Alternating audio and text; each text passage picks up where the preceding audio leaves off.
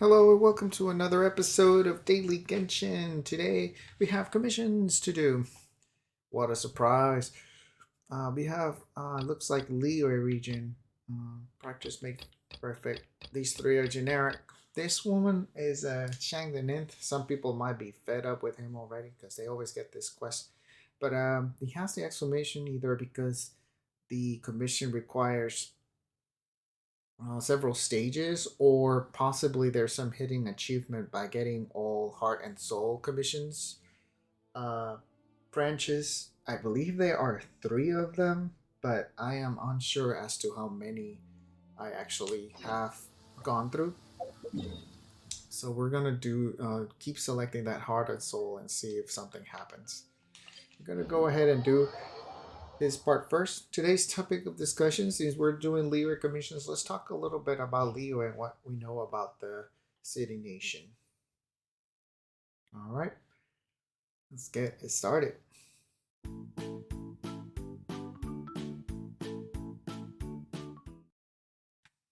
right, so what we know about Liyue. Liyue appears to be a little more of a merchant nation. Uh, there are, of course, several towns, some of them abandoned, some of them still going, like Chinse. Chinse seems to be like a retirement villa because mostly the people here are old folks. Everyone that's young has either gone to Liyue Harbor to work or somewhere else.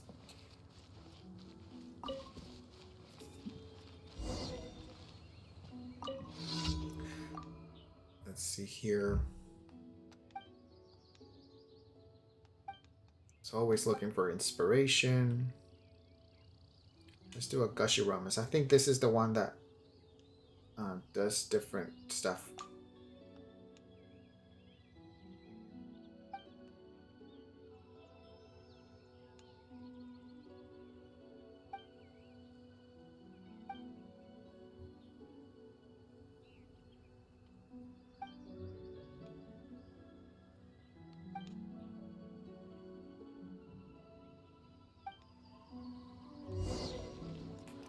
So this one gave us the quest to go talk to Cece, and I'm pretty sure I'm mispronouncing this last name, but it's probably like Kaoji or Chauzi.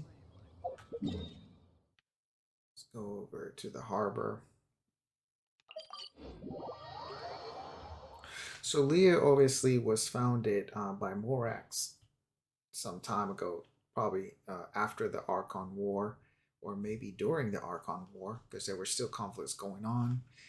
We know Oziel resided somewhere off the coast of Shunyun Forest, where Shunyun Forest is, probably because of that vicinity. It was in conflict with Morax, and Morax put a stop to it. Obviously, the Adeptus lived in the region of Yuyun Kars, and they somehow got rogued by Morax or actually volunteered to be protectors of the region along with him. Adventure time. Off we go. Let's see. Oops, these two people seem to be too close to each other.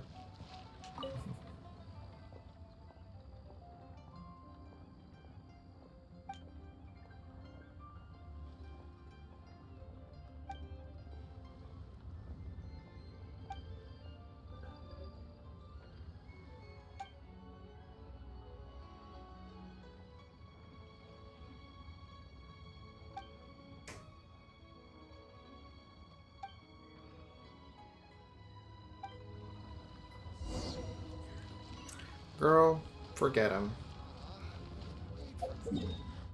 Forget him and move on. That's what you need to do. Well, anyway, back to Liyue. So, they founded the city. Obviously, they had their troubles with Azael and his followers. That happened, and Liyue seems to have flourished. And Mora has I don't. It's an interesting question to ask. Is when did Mora become the currency of Tibet? Because if we go to Economia, and we have gone to uh, the golden archipelago, and there's Mora present in chest over there. So it makes you wonder how far back has Mora been instituted as a currency. Obviously, Mora being a creation of Shangli or Morax himself. So it is a good question to pose. Is that when did Mora become the currency in Tibet?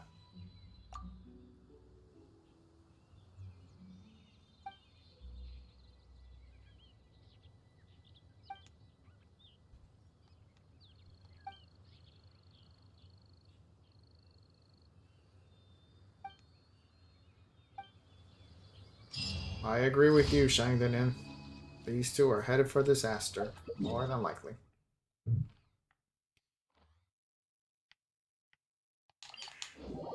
Alright, off to our next commission. It does look like some other places that have these ruins once were habited, but were abandoned. But what is uncertain if some of these ruins that we see here the are from civilizations way beyond the cataclysm and beyond the during the Archon War stages, like silly ruins, or if they are ruins made by the ancestors of the people who founded Liyue Harbor. So I'm gonna get those crystal chunks.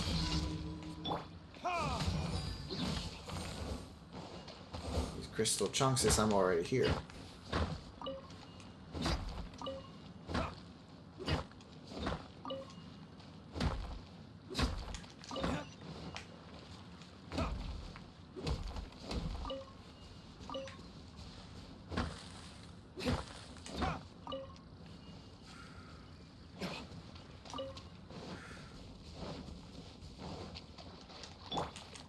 Oops. Nope. There we go.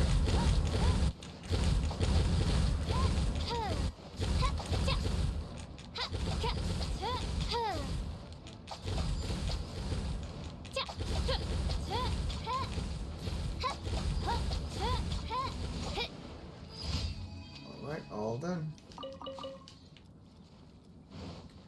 Another thing we don't know for sure is when the Liyue Chinsen was established. That's basically the ruling body or government for Liyue Harbor. It's focused around trade, and it's a mercantile institution, basically led by Ningguang,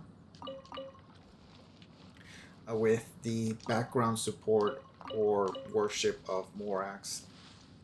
But at this point, uh, since Morax is retired, we don't know really if Ningguang just took the reins, and it's mainly being led by humans now. So because the Adepti has withdrawn their not support but their direct involvement with the development of the nation or the city harbor, at least. See, because obviously they have decided that it is the age of basically humanity, and we might have struck a point in the game where indeed this is the age of humanity. This is where humans are set to take over and lead in the future of the building of Teyvat.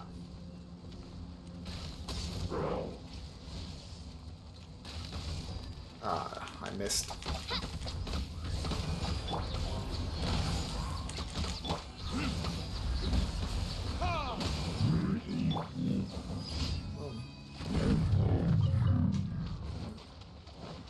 Alright, I think it's one more to go. Let me get these star conches and maybe these crabs. Get this lonesome crystal here.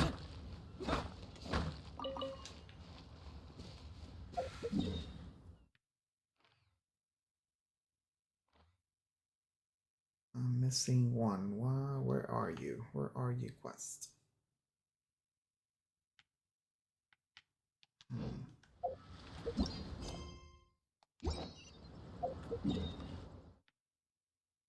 It's probably behind one of my icons. Yep, alright. All the way over here.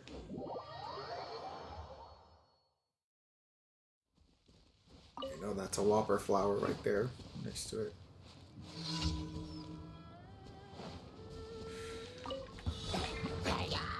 Think you can get away? Brace yourself.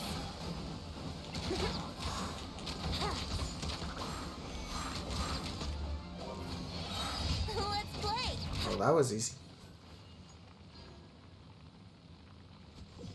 Too quick. Off we go. So now that Morax's out of the picture, it seems to me like either Celestia knows that the Morax is not truly dead and he's still the Archon of Geo, or somebody needs to step up, like Ningguang probably, since she's the Geo character.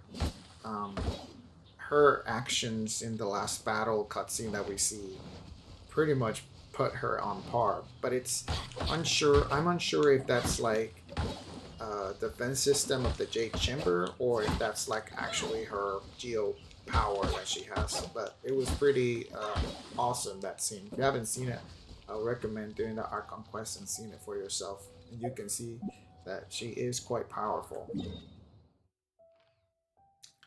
Alright, we need to go ahead and spend our resting for today. We could do Taishan Mansion, because I'm always on the lookout for these gold booklets. So that's probably what I'm gonna do. Our boy Xingqiu needs them.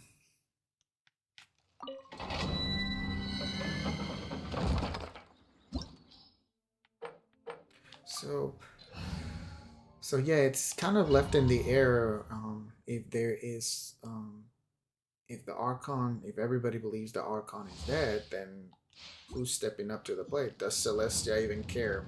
Is there some problem in Celestia that they're kind of like not even looking in that regard, or looking towards Liyue to replace the Archon at this point? Who knows? We don't know. But it is kind of strange that they haven't made any steps towards changing the Archon, basically, or doing a change of guard, basically.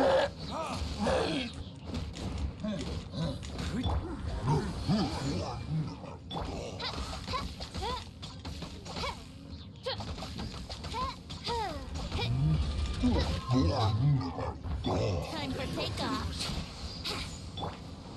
Oz, reveal thyself. Yahoo!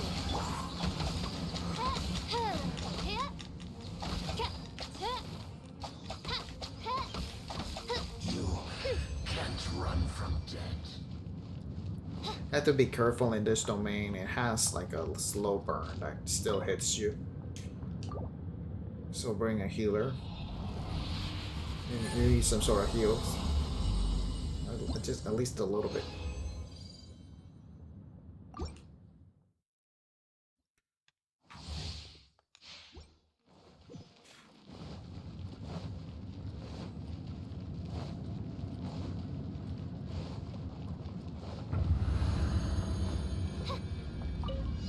By royal decree. Everybody stand back. Yeah! Let's play.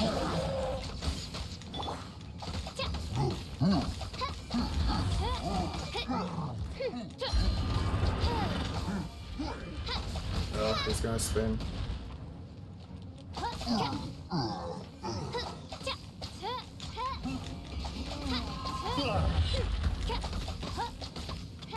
Yahoo! Think you can get away? No rest for the... I'm going in! Here we go!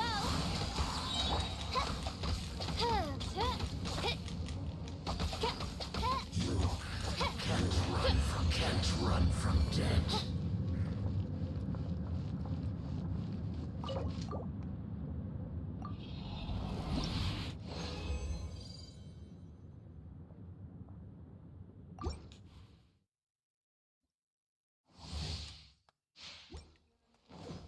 Another interesting thing about Liyue is that they have a separate race like the Adepti. I think these Adepti obviously have the ability to change forms or maybe they don't. Um, but they consider themselves separate from the humanity. I'm thinking the Adepti are sort of like children of gods, sort of like demigods, but perhaps gods that have mingled with perhaps more animalistic creatures in their other forms, and these Adepti have grown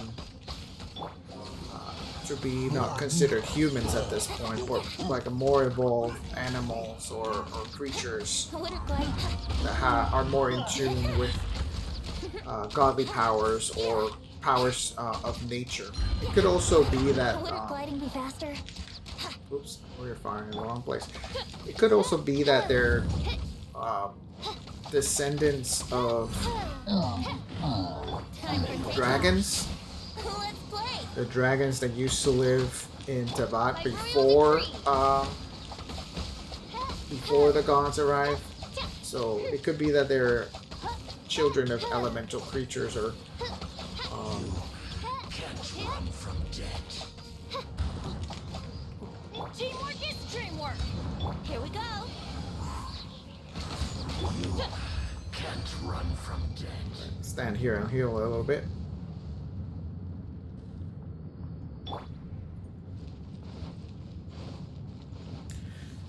So it's obviously they are a different breed, a different race of sentient beings. It could be time or to nature itself rather than the human strain that popped up. I still hold to my theory that a lot of the vision bearers are probably descendants of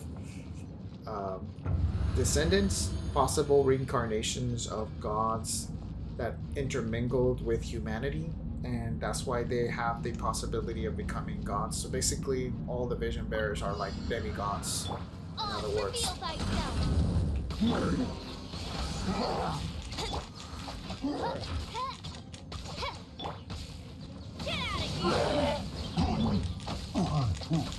I like how Bennett's skill like knocks them down too. If you hold it, he does a knockdown. Think you can get away? By royal decree. I'm going in. Get out of here. You can't run from death. You can't run. Wouldn't gliding be faster? Alright, that should be our last one. Before we leave, I do want to take into account these mural carvings here. As you can see, they're very detailed in their making.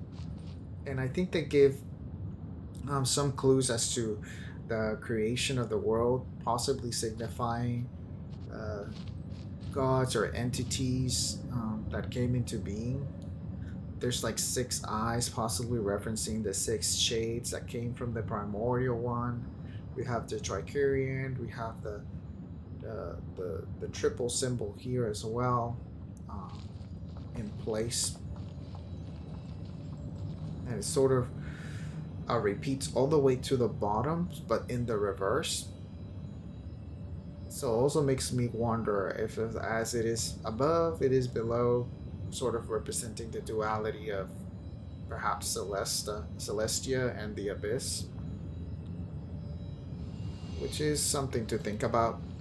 Definitely give it some thought.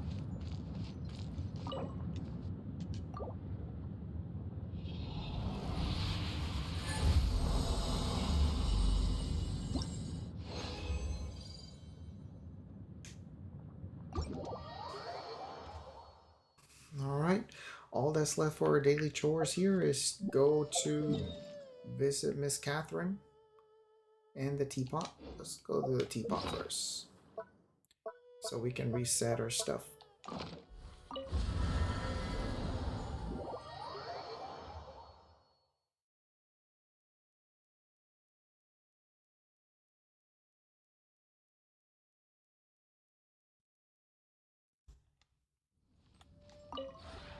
This realm is...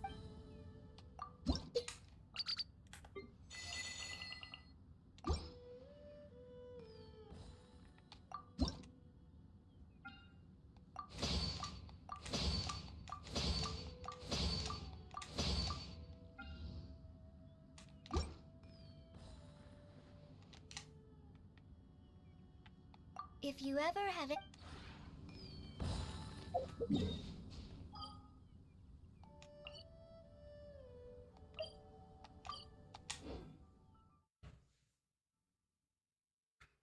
So, Liyue being a harbor nation, possibly most of their economy relies on trade. Apart from Mondstadt, um, Liyue does have like some agriculture. You can see it in place in some of the places, like in Chinsa village. So they're a little more developed, I would say, than Mondstadt is. Ad Astra Abyss. And obviously, being a trade Thank hub, you for completing today. Ad Astra Abyss. they're probably in better standing economically as well. Also, being the center of commerce, most likely, helps in that regard.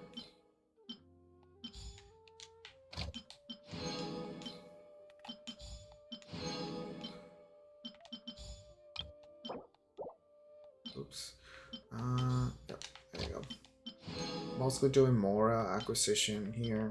There's no point in getting anything else. I have plenty of everything else. That should be enough. Other things, obviously food, a lot of restaurants, commerce going on. One of the things that interests me about the Liyue architecture is obviously it's reliant on the topography of the place, but as you can see, there are certain places like the way the windows were modeled. Obviously, that room in the corner of that building is a separate room because it's not lighted. But then you go to places like this, where you see the middle window there is not lighted. You think that's either got to be a closet or or a very small room to not be illuminated. And of course, you have places like this in the Adventurers Guild.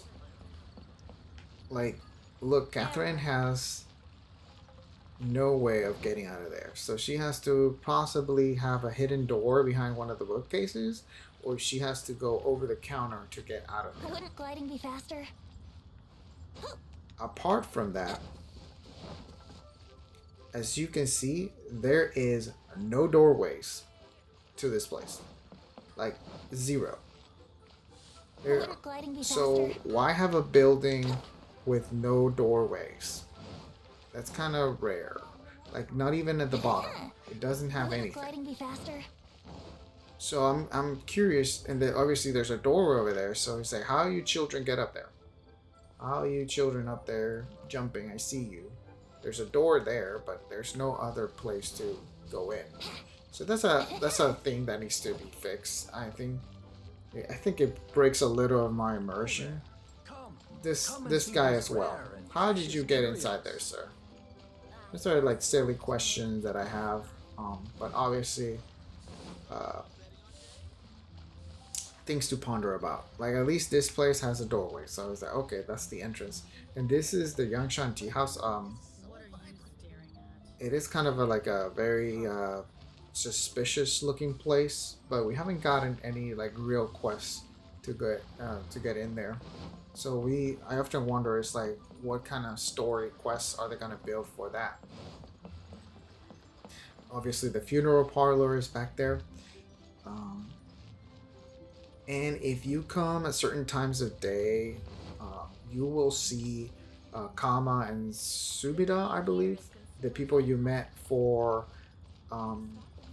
Economias in Sarai Island. They are here. They stand here once you complete their quests. In Mondstadt, they are as well. There you can find them in the library, in the Knights of Favonia's headquarters. But obviously, some of the architecture, like the half here with the stairs, I question is like, who made this place? Because it's obviously like why would you have a stair here that goes like to here, and then you have to like Wouldn't loop blighting be around? faster? It's a very Just a few very moments. very weird And with that, shaping of the fate of the Bourgeois Brotherhood was sealed. this storyteller. If you hear him, be careful with his stories. He tends to make a lot of things up for I guess a poetic license. So whatever he says or whatever story he tells is always like kind of possibly not 100% true or happen in the exact same way as he is telling it. Oh, I need to. So obviously, I understand that Liyue had to basically build around the topography, but some of their choices are like questionable at best.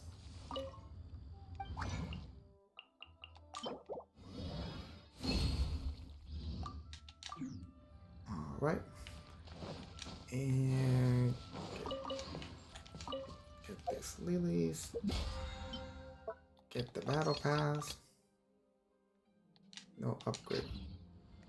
The week is wind trace. I already got everything. Test run is done. This is completed.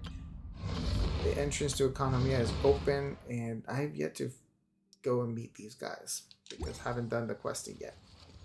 But I'll do that in a separate video. I might do some Economia questing today for the second part of it. So I'll see you in that video. Have a good day, and see you next time on Daily Genshin. Bye.